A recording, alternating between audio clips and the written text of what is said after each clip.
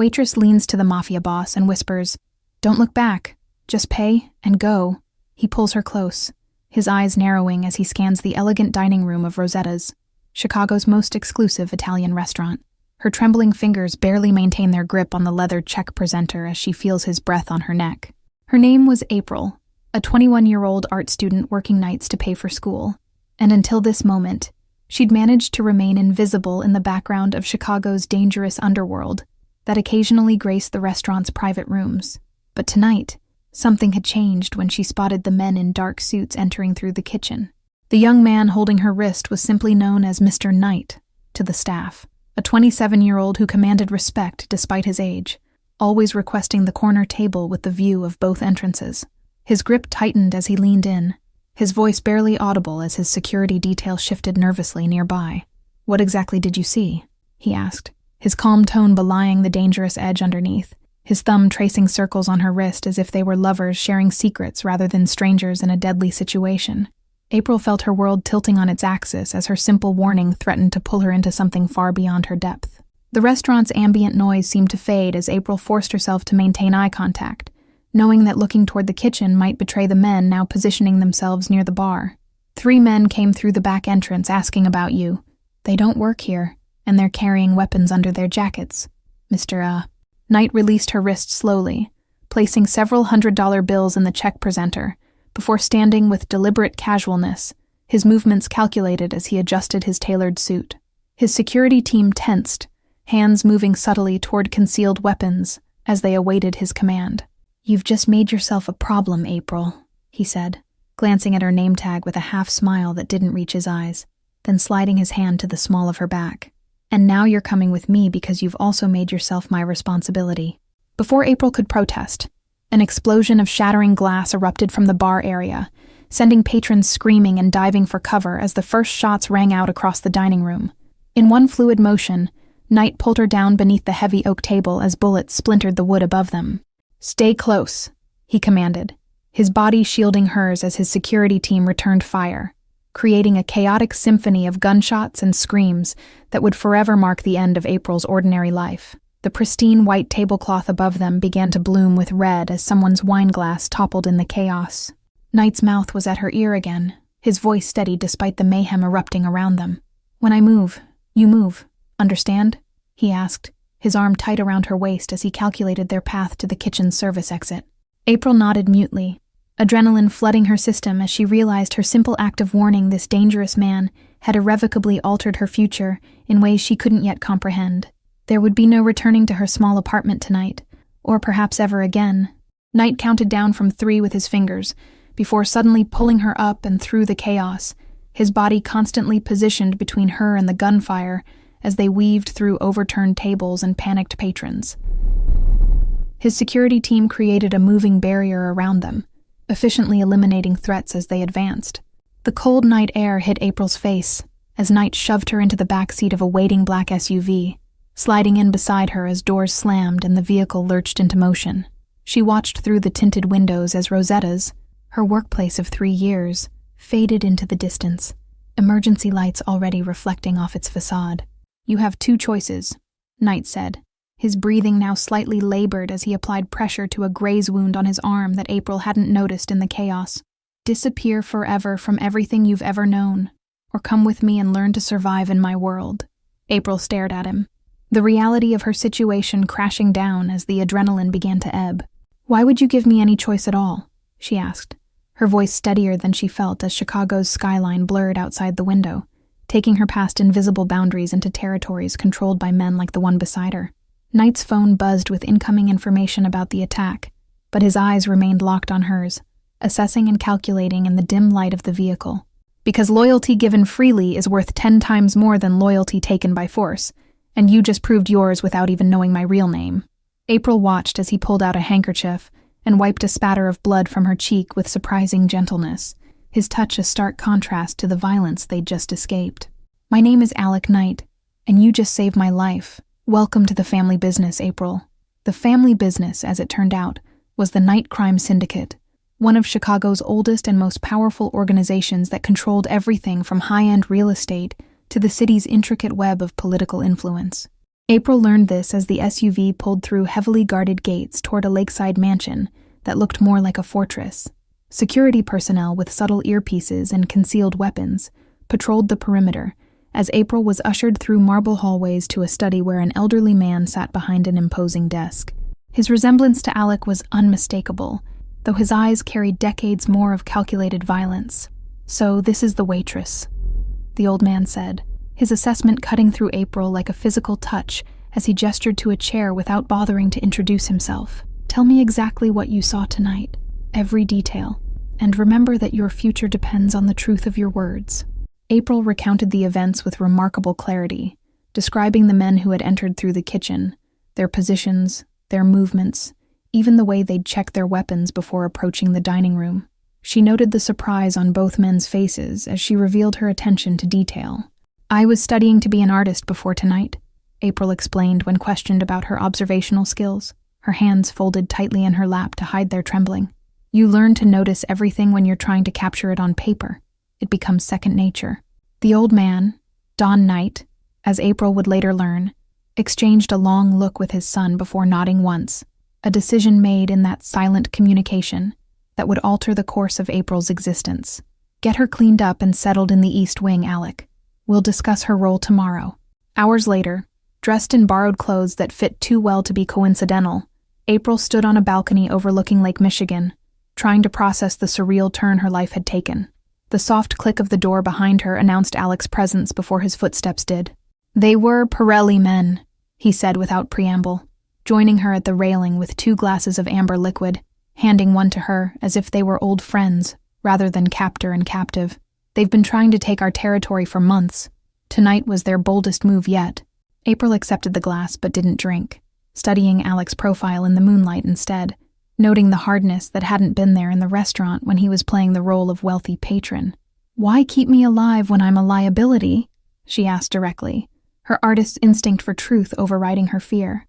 Alec's laugh lacked humor as he swirled the liquid in his glass, ice clinking softly in the quiet night. "Because you're not just a liability, April. You're an asset with perfect recall, observational skills, and the ability to blend into environments where my usual people can't go unnoticed." The realization dawned on April with chilling clarity.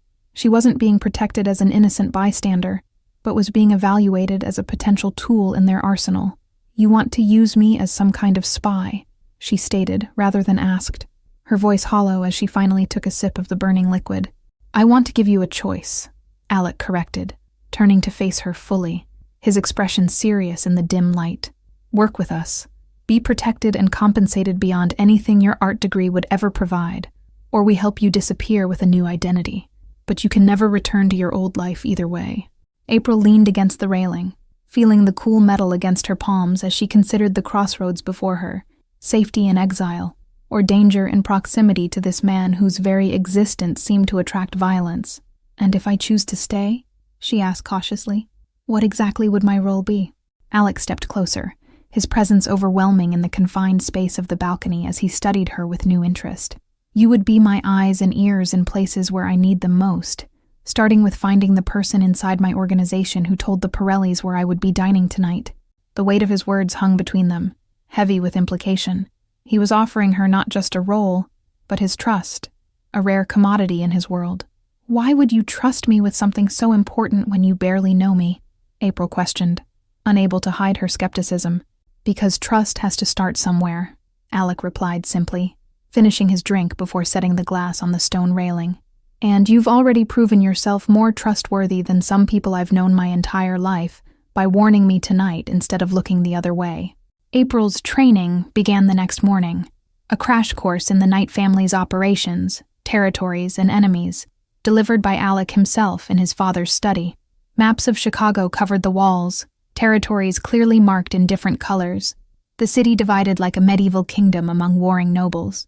The Pirellis control the west side, but they've been pushing boundaries since the old man died, and his son Paul took over, Alec explained, his finger tracing red boundaries that seemed to creep eastward with each new mark. "He's ambitious but reckless. Last night proved that." April absorbed the information with the same focus she once gave her art professors, memorizing faces, names, and connections as Alec revealed the complex web of alliances and rivalries that governed Chicago's underworld. Her artist's memory proved invaluable as she connected pieces into a comprehensive picture. By the third day, April found herself accompanying Alec to a night-owned nightclub, dressed in clothes selected to make her both noticeable and forgettable, attractive enough to blend with the high-end clientele, but not distinctive enough to be remembered specifically. The perfect observer hiding in plain sight. "Watch my men," Alec instructed, as they sat in a private booth overlooking the main floor, his arm draped casually across her shoulders to maintain their cover as a couple. "Tell me if any of them speak to people they shouldn't or access areas they have no business entering." April sipped her champagne slowly, her eyes constantly moving across the crowded space as she cataloged the movements of Alec's security team and staff, noting patterns and deviations with the same precision she once used to capture light and shadow on canvas. The weight of Alec's arm felt both protective and possessive. Hours passed in the pulsing darkness of the club. April's observations whispered directly into Alec's ear, her lips close enough to appear intimate, while delivering crucial intelligence about a bartender who kept disappearing into the back office between serving VIP clients. Alec's eyes darkened at each new piece of information. "We have what we need," he finally said, his hand moving to the small of her back as he guided her toward a private exit, his phone already in hand as he issued quiet commands to his security team. April felt the shift in the atmosphere. The hunter had identified his prey. The ride back to the night estate was tense with unspoken plans, Alec's phone buzzing constantly with updates until he finally turned to April with grim satisfaction. The bartender had a burner phone hidden in his locker with Paul Pirelli's private number as the only contact. "You found our leak." April should have felt relief at her successful mission, but instead, a cold dread settled in her stomach as she realized what would happen to the bartender, a man whose name she didn't even know, whose fate she had sealed with her careful observations. "What will happen to him?" she asked, already knowing the answer. Alec's expression revealed nothing as he pocketed his phone, his voice matter of fact as Chicago's lights reflected off the car windows. "He'll be questioned thoroughly about what information he's passed to the Pirellis, and then he'll face the consequences of betraying the family that protected and paid him." The clinical detachment in his voice sent a shiver through April, a stark reminder that despite his charm and the undeniable attraction building between them, Alec Knight was first and foremost a man who had been raised to lead a criminal empire. Mercy was a luxury rarely afforded in his world. "Does it bother you?" Alec asked suddenly, studying her reaction with careful intensity, his hand reaching across the seat to take hers in a gesture that felt both comforting and calculating. "The reality of what we do to survive in this business. Does it make you regret your choice to stay?" April looked down at their intertwined fingers, considering her answer carefully as the car turned through the gates of the night estate, bringing her deeper into a world she was only beginning to understand. "What bothers me is how quickly I'm adapting to it all," she admitted quietly, meeting his gaze with newfound resolve. Alec's smile was small but genuine, the first real one April had seen from him, as he lifted her hand to his lips in a gesture that seemed both victoriously satisfied and genuinely tender. "That's how I knew you belonged here, April. You're a survivor, just like me." 3 weeks into her new life, April found herself alone in the night estate's east wing, sketching the Chicago skyline from memory, while contemplating how swiftly her moral boundaries had shifted. The artist who once worried about affording paint supplies now worried about the lives her observations might end. A soft knock at her door revealed Alec, his usual security detail conspicuously absent, as he entered her space with an ease that suggested he considered the entire property, including her rooms, his domain. "We have a problem that requires your particular talents," he announced, dropping a thick file on her sketching table. Inside were surveillance photos of Rosetta's restaurant, now reopened after the shooting, but with subtle security enhancements that April immediately identified with her trained eye. The familiar setting sent an unexpected wave of homesickness through her for the simple life she'd left behind. "Paul Pirelli is requesting a meeting on neutral ground. Rosetta's," Alec explained, his fingers brushing against hers as he pointed to specific images in the file. "He claims he wants to negotiate territory boundaries, but my instincts tell me it's a trap designed to finish what they started that night." April studied the photos with professional detachment, noting the new staff members whose postures suggested military or security training despite their waiter uniforms. "They've positioned people throughout the restaurant. These 3 are definitely armed," she observed, circling faces with her pencil. Alec watched her work with undisguised admiration, leaning against her desk close enough that she could smell his cologne, an expensive blend that she'd come to associate with both danger and protection. "This is why I need you there when I meet him tomorrow night," he said, his voice dropping to a more intimate register. April's head snapped up, genuine alarm crossing her features before she could mask it. "You can't be serious. They nearly killed you last time, and now you want to walk voluntarily into what's obviously a setup?" The concern in her voice surprised them both with its intensity. Alec's smile held no humor as he straightened, hands sliding into his pockets in a deceptively casual stance. "That's exactly why I'm going, to show them that no one dictates terms to a knight," he stated with the absolute certainty of someone raised to believe in his own invincibility. "And my role in this suicide mission?" April asked, setting down her pencil with deliberate control to hide the trembling in her fingers. The thought of returning to Rosetta's filled her with conflicting emotions. Nostalgia tangled with terror, the familiar setting now irrevocably altered by violence. Alec moved behind her chair, his hands resting on her shoulders in a gesture that could be interpreted as either comforting or controlling, perhaps both. "You'll return as a waitress for one night, my inside person watching for signals among their staff while I conduct business with Paul." The weight of his hands felt heavier than their physical presence, as April absorbed the implication. Her knowledge of Rosetta's layout and staff made her uniquely qualified for this role, but it also made her infinitely more vulnerable if recognized. "What if someone remembers me from that night?" she questioned, voicing only one of her many concerns. Alec's thumbs traced small circles at the base of her neck, the gentle motion at odds with the dangerous request he'd just made. "My security team will be positioned throughout the restaurant, and you'll be wearing this," he explained, placing a delicate gold necklace on the table before her. Upon closer inspection, April realized it contained a miniature panic button disguised as a pendant. Pressing it would signal Alec's security team instantly if she detected trouble. The elegant design suggested this wasn't the first time such a device had been used by someone under night protection. "I need someone I can trust absolutely," Alec said quietly, his hands still resting on her shoulders as he leaned down, his breath warm against her ear. "Someone whose loyalty is to me personally, not just to the Knight family business or payroll. And that person is you, April." The sincerity in his voice was more persuasive than any command could have been, and April found herself nodding despite her reservations, already mentally preparing for her return to the place where her life had irrevocably changed. "Tomorrow night, then," she agreed, sealing her fate with those simple words. Rosetta's gleamed under crystal chandeliers as April moved efficiently between tables, her waitress uniform both a disguise and a reminder of her former life. Every face was catalogued, every movement analyzed as she maintained her cover while monitoring the private dining room where Alec and Paul Pirelli sat surrounded by their respective security details. Through the partially open door, she caught glimpses of the tense negotiation.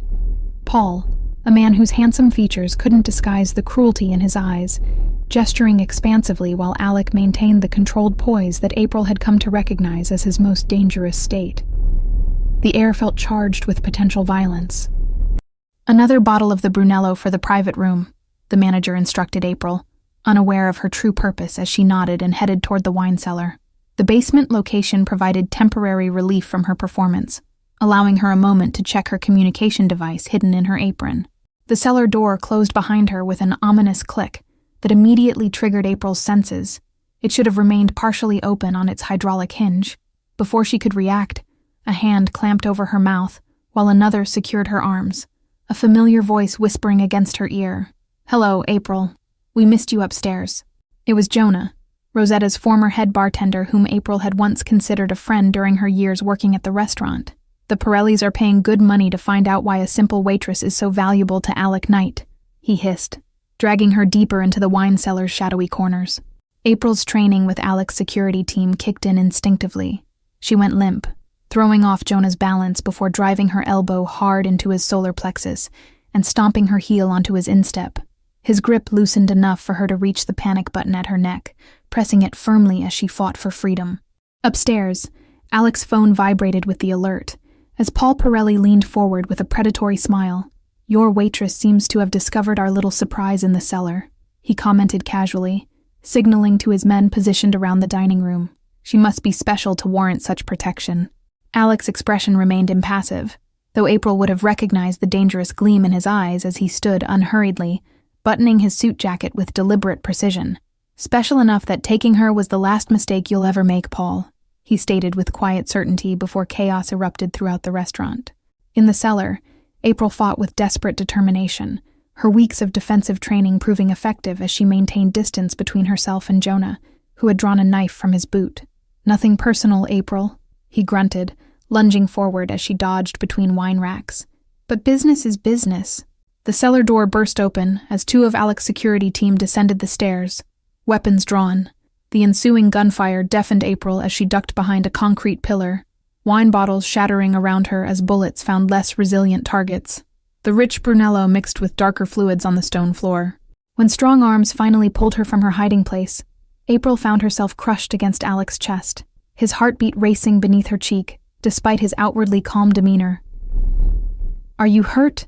he demanded, his hands moving over her with urgent concern, searching for injuries as his security team secured the perimeter. "I'm okay," April managed, though her voice shook with the aftermath of adrenaline as she registered the bodies on the cellar floor, Jonah among them, his betrayal punished with finality. The sight should have horrified her, but instead, she felt only relief that Alec had reached her in time. Their escape from Rosetta's happened in a blur of movement, emergency vehicles approaching as night security escorted them through a service entrance to waiting vehicles. April found herself once again in the back of Alec's SUV, history repeating itself with one significant difference. This time, Alec held her hand as if afraid she might disappear. "You were right," he admitted as Chicago streaked past the tinted windows, his thumb tracing circles on her palm, in what April now recognized as his unconscious habit when processing complicated emotions. "It was a trap, but not the one I expected. They weren't after me tonight. They were after you." April's confusion must have shown on her face as Alec continued, his voice tight with controlled anger. "Paul somehow learned about your observational skills, your memory. He wants to use you exactly as I have been, but without the choice I gave you." The possessive edge in his tone revealed more than his words. The night estate transformed into a fortress overnight. Additional security personnel patrolling the grounds, surveillance equipment upgraded, and April's status visibly elevated, as Alec insisted she remain within his direct sight. The failed ambush at Rosetta's had escalated the conflict beyond territory disputes into something deeply personal.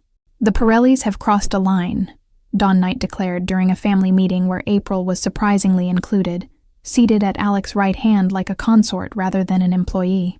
"They targeted someone under our protection, someone specifically under my son's protection, and that demands an appropriate response."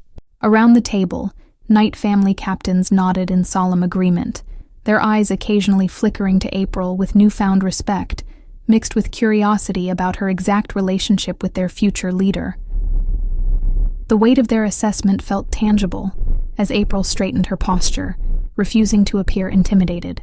"We hit them where it hurts," Alec stated with cold precision, spreading maps across the table that detailed Pirelli holdings throughout Chicago, their shipping warehouse on the river, their money laundering front on Michigan Avenue, and their distribution center near the university, simultaneously, tomorrow night. As battle plans formed around her, April found herself unexpectedly contributing, her artist's memory recalling details from files she'd studied and conversations she'd overheard during her weeks in the night organization.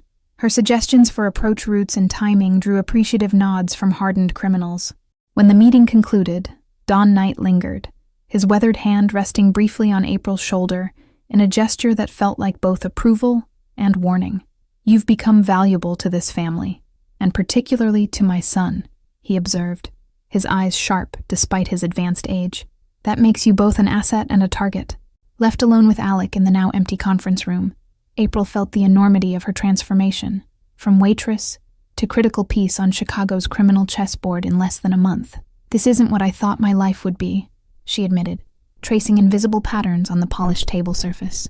Alec approached slowly, as if giving her space to retreat, though they both knew she had nowhere else to go. "What did you think it would be?" he asked with genuine curiosity, perching on the edge of the table beside her chair, close enough that their knees almost touched. April laughed without humor, gesturing vaguely to the war plans still spread across the table. "Certainly not this. Planning coordinated strikes against rival crime families or being kidnapped in wine cellars," she replied, the absurdity of her situation suddenly striking her with full force. "Do you regret it?" Alec asked quietly, the question laden with more significance than its simple words suggested. He wasn't just asking about her choice to stay, but about everything that had developed between them in the weeks since that fateful night at Rosetta's. His vulnerability in that moment was startling.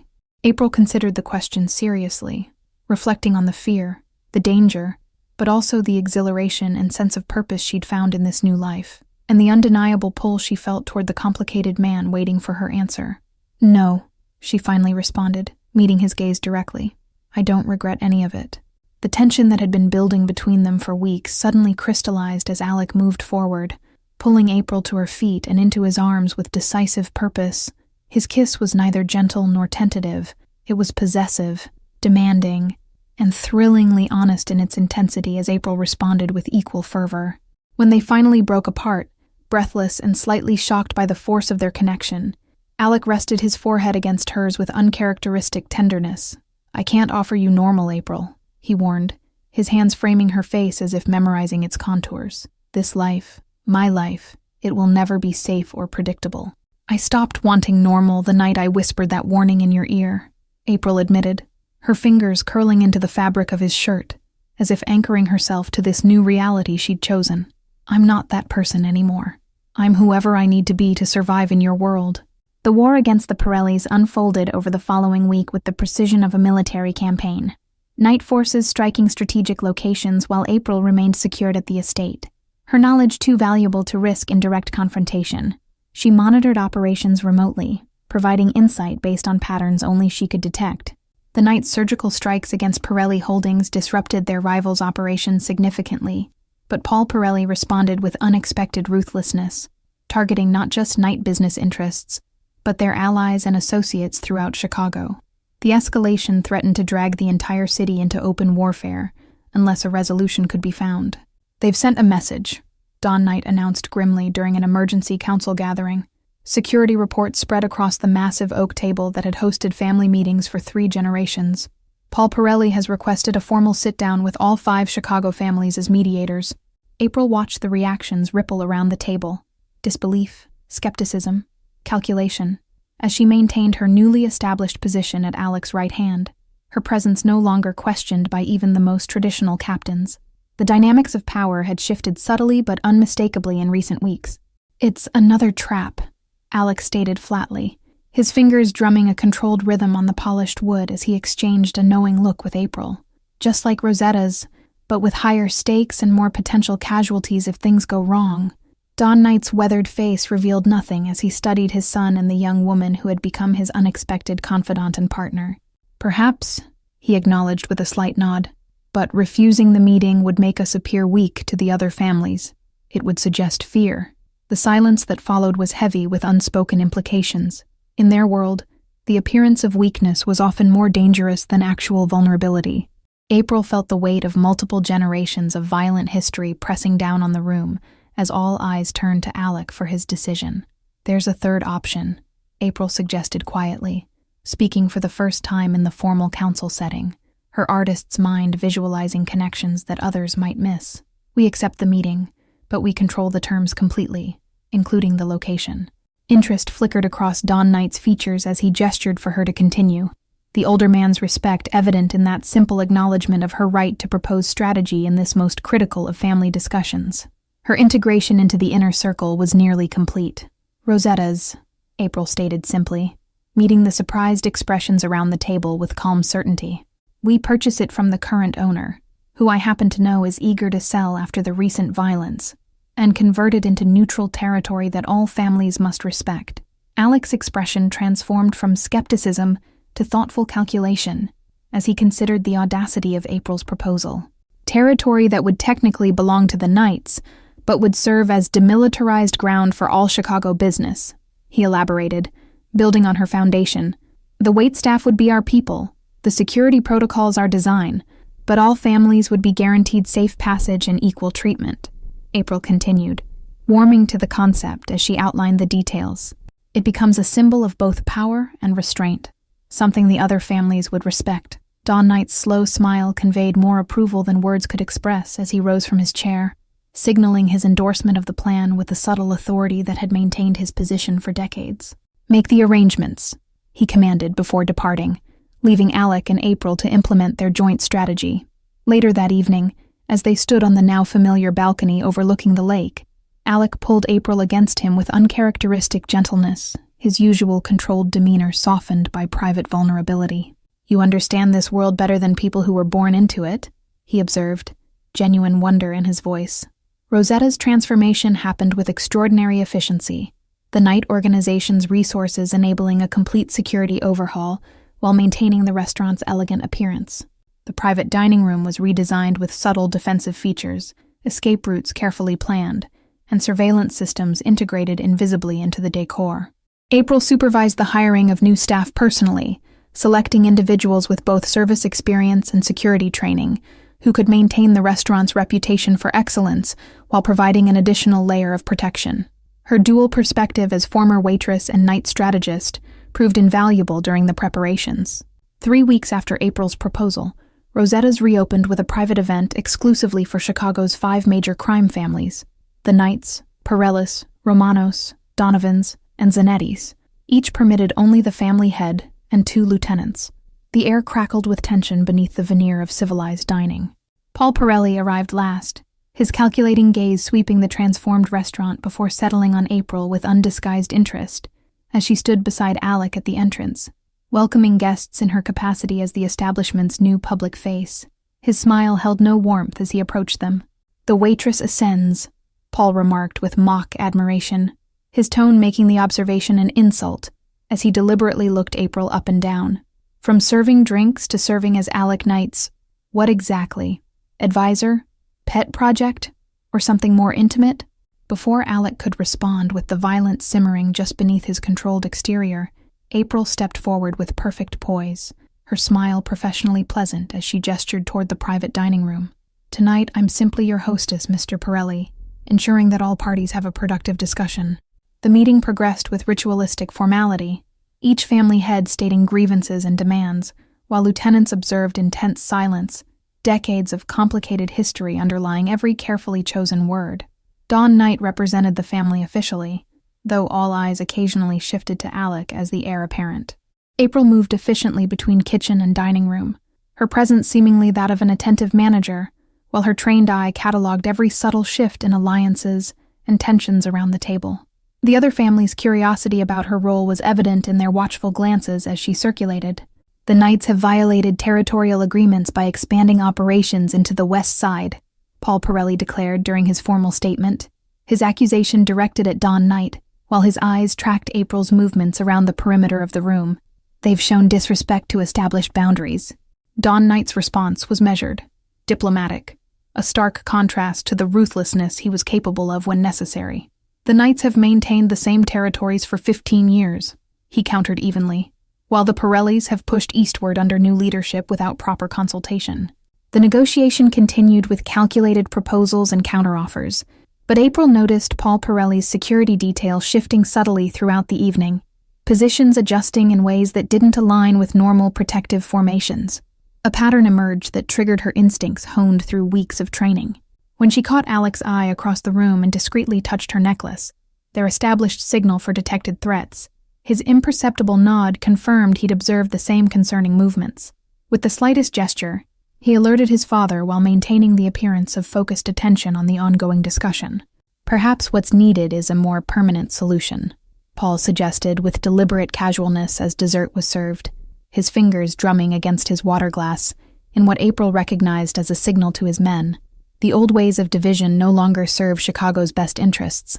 As servers presented the final course, April moved with practiced efficiency behind Paul Pirelli's chair, her actions smooth and natural as she leaned down to refill his water glass, using the movement to whisper directly into his ear, "I know about the snipers across the street and the men in the kitchen. This doesn't end well for you." The shock that flashed across Paul's face was quickly masked, but the momentary loss of control revealed the truth of April's assessment as she straightened, catching Alec's eye across the room with the slightest nod of confirmation. The trap was exposed before it could be sprung.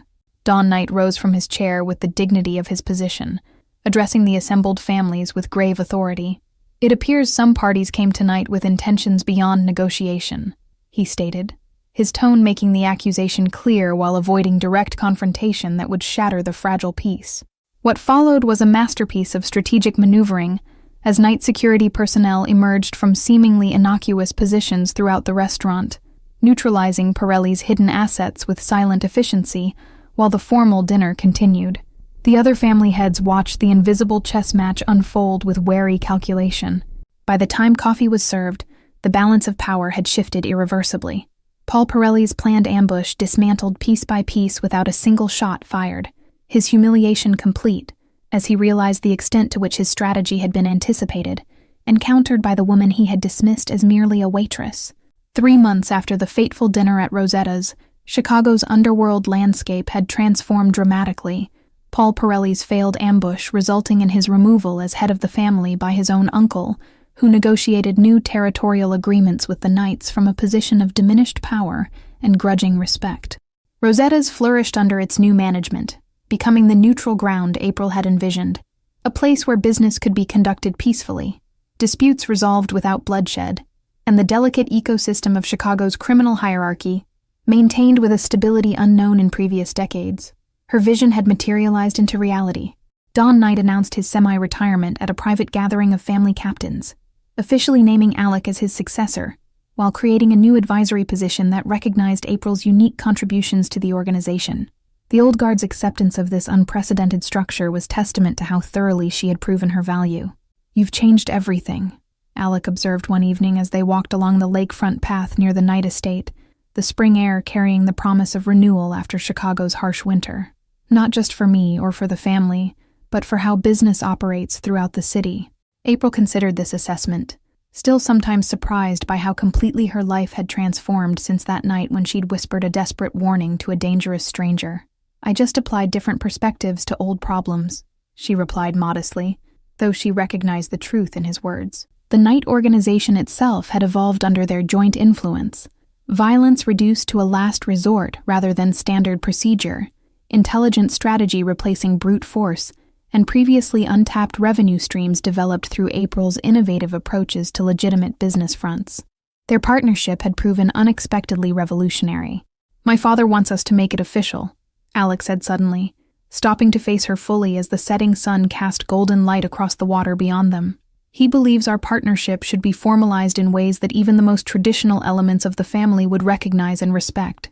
April raised an eyebrow, amusement playing at the corners of her mouth, despite the seriousness of the conversation.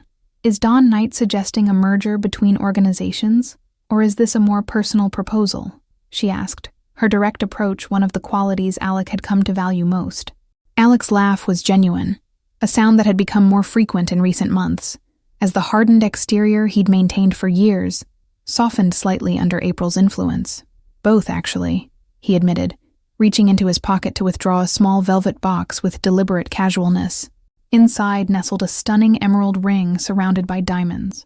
Not a traditional engagement piece, but something as unique as their relationship, the deep green stone reminiscent of April's eyes in certain lights. "This belonged to my grandmother, who my father says was the only person who ever successfully managed his father."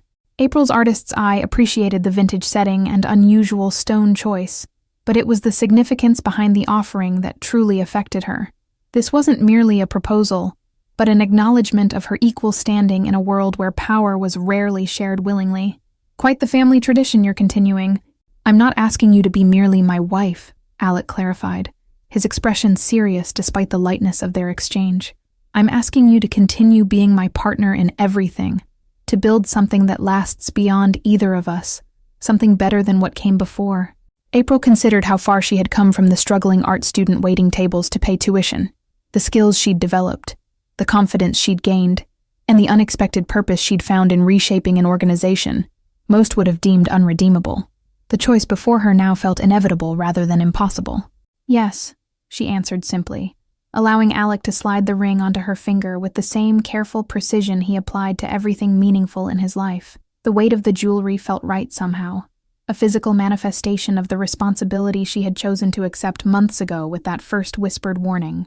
The wedding that followed weeks later was attended by representatives from all 5 Chicago families, a visible demonstration of the new order April and Alec had established together. The previous generation's patterns of endless feuds and retribution giving way to calculated cooperation that benefited all parties. Rosetta's hosted the reception, the restaurant's elegant atmosphere providing the perfect backdrop for this merging of April's past life with her present reality. The staff, now loyal night employees with specialized training, served the gathered criminals and legitimate business figures with equal efficiency. As April and Alec moved among their guests, accepting congratulations from both allies and former adversaries, she caught sight of Don Knight watching them from across the room with unmistakable approval. The old man raised his glass in silent acknowledgement of what they had accomplished together, a transformation none could have predicted. "From waitress to the most powerful woman in Chicago," Alec murmured against her ear, as they paused near the spot where she had once delivered that fateful warning that had changed both their lives irrevocably. "All because you chose to speak when others would have remained silent." April smiled, thinking of the frightened young woman she had been, and the confident strategist she had become through necessity, opportunity, and her own determination. "I prefer to think of it as finding my true calling," she replied, her hand fitting perfectly within his as they faced their future together. Thank you all for following this story. If you've enjoyed it, please write in the comments where you're watching from. And don't forget to like, subscribe, and share the video, because your support is what keeps me creating content like this. Until next time.